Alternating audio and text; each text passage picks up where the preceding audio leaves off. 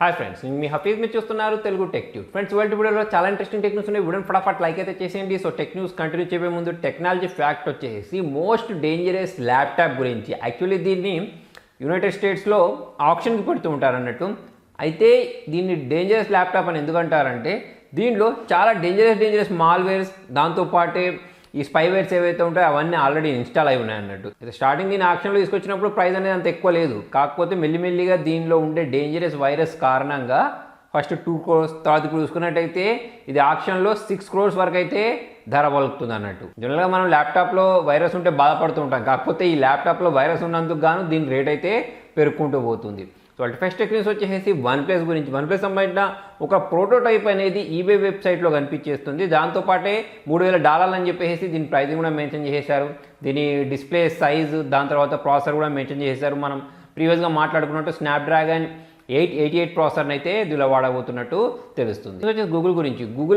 Google camera app అనేది చాలా popular మనకు తెలుసు కదా. సో ఈ మధ్య తీసుకొచ్చిన గూగుల్ కెమెరా 8.1లో ఒక అప్డేట్ తీసుకొచ్చారన్నట్టు. జనరల్గా వీళ్ళు ఫీచర్స్ని యాడ్ చేస్తూ ఉంటారు కదా, కాకపోతే ఈసారి వెరైటీగా ఒక ఫీచర్ని అయితే డిలీట్ చేస్తారు. అదేం ఫీచర్ అంటే ఆస్ట్రో ఫోటోగ్రఫీ అని చెప్పేసి మన గూగుల్ పిక్సెల్ 5 తర్వాత గూగుల్ పిక్సెల్ 4a లాంచ్ చేస్తారు కదా, దాంట్లో ఈ ఫీచర్ని అయితే తీసుకొచ్చారు. కాకపోతే ఈ అప్డేట్ ద్వారా ఆ ఫీచర్ని సైలెంట్గా అయితే వీళ్ళు రిమూవ్ చేసేసారు. నెక్స్ట్ వచ్చేసి గూగుల్ పిక్సెల్ 6 గురించి. సో దీనికి సంబంధించిన కొన్ని డీటెయిల్స్, తర్వాత వచ్చేసి పేటెంట్స్ అయితే ఇంటర్నెట్లో కనిపించేస్తున్నాయి.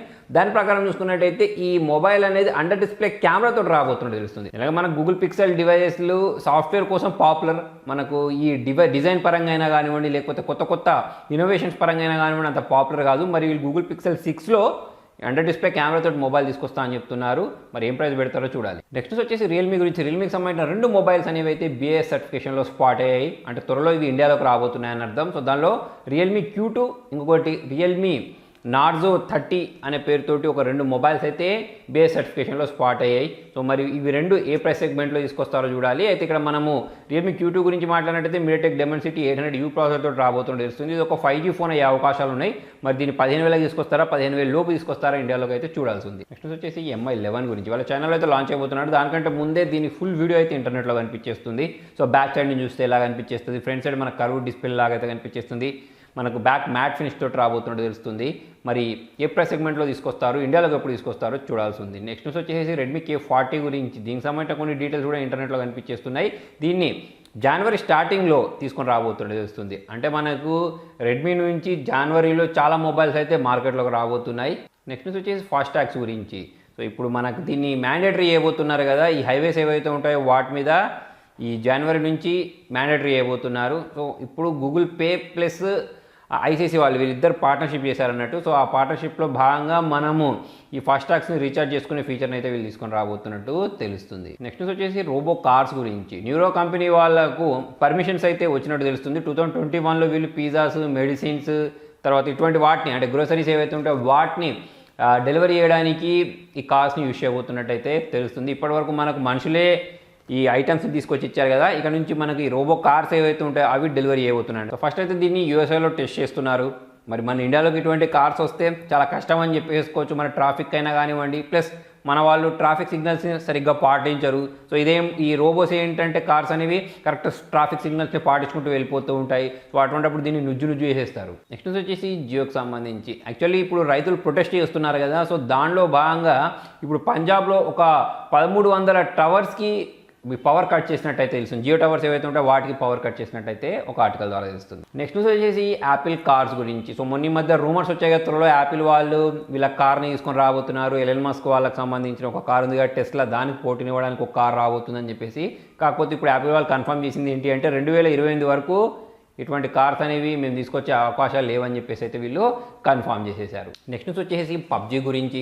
చాలామంది చాలా రోజుల నుంచి అయితే దీనికోసం వెయిట్ చేస్తున్నారు కదా. అయితే దీనికి సంబంధించిన ఒక డేట్ అయితే ఇంటర్నెట్లో లీక్ అయింది. దాని ప్రకారం చూసుకున్నట్టయితే మార్చ్ 31 లోపు మన ఇండియాలోకి రావచ్చు అన్నట్టు అయితే తెలుస్తుంది. మరి నిజమా అబద్ధమా అనేది అయితే మనకు మార్చ్ 31 వరకు ఆగుతూనే తెలుస్తుంది. కాకపోతే త్వరలోనే వస్తాయని చెప్పేసి మనం అర్థం చేసుకోవడానికి రీజన్ ఏంటి అంటే వీళ్ళు ఈ మధ్య కొంతమందిని హైర్ చేసుకుంటున్నారు కదా ఎంప్లాయీస్ని. సో దాని ఆధారంగానే ఈ త్వరలో రాబోతుందని చెప్పేసి మనం ఎక్స్పెక్ట్ చేయొచ్చు. నెక్స్ట్ వచ్చేసి లావా గురించి. లావా వాళ్ళు త్వరలోనే మన ఇండియాలోకి కొన్ని మొబైల్స్ని అయితే లాంచ్ చేయబోతున్నారు. So made in India concept తోటి అయితే వీళ్ళు ఈ మొబైల్ తీసుకొని రాబోతున్నారు. ఇంతకుముందు మైక్రోమాక్స్ వాళ్ళు కూడా చాలా రోజుల తర్వాత మొబైల్స్ మార్కెట్లోకి లాంచ్ చేశారు. సో ఇప్పుడు లావా వాళ్ళు కూడా తీసుకొని రాబోతున్నారు. సో వీళ్ళు కూడా మంచి ప్రాసెసర్, మంచి ప్రైస్ సెగ్మెంట్లో తీసుకొస్తే మనం దీన్ని కూడా ఎంకరేజ్ చేయొచ్చు. సో ఫ్రెండ్స్ మరి మీరేమనుకుంటున్నారు లావా వాళ్ళు మంచి ప్రైస్ సెగ్మెంట్లో మొబైల్ తీసుకొస్తారని మీరు అనుకుంటున్నారా లేదా అని కింద కామెంట్లో రాయండి. నెక్స్ట్ వచ్చేసి iOS 14.3 గురించి. సో దీనిలో ఒక బగ్ వచ్చిందని చెప్పేసి చాలామంది యూజర్స్ అయితే కంప్లైంట్ చేస్తున్నారు. యాక్చువల్లీ నేను కూడా దీన్ని అప్డేట్ చేసేసాను, కాకపోతే మ్యాక్సేఫ్ ఛార్జర్ ఏదైతే ఉందో దాన్ని యూస్ చేసి ఛార్జ్ చేయలేదు. అయితే ఎవరైతే వైర్లెస్ మ్యాక్సేఫ్ ఛార్జర్ని యూస్ చేసి ఛార్జ్ చేస్తుంటారో వాళ్ళకు మొబైల్ అనేది చాలా స్లోగా ఛార్జ్ అయినట్టు అనిపిస్తుందని చెప్పేసి చాలామంది యూజర్స్ అయితే కంప్లైంట్ చేస్తున్నారు. యాపిల్ వాళ్ళు కూడా దీనికి ఒప్పుకున్నారు.